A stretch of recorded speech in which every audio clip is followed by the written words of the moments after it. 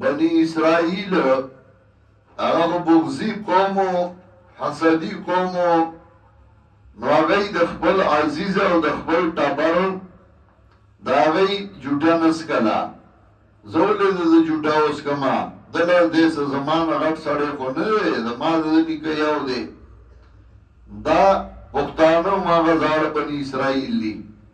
چار سی نو بس دان برتا مخی مخی تاکی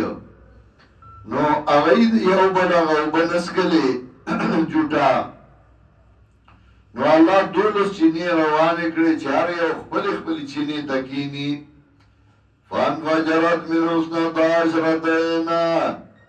روانی شید دینا دولس چینی قد علم كل ناس مشربهم وشوا هره وډلا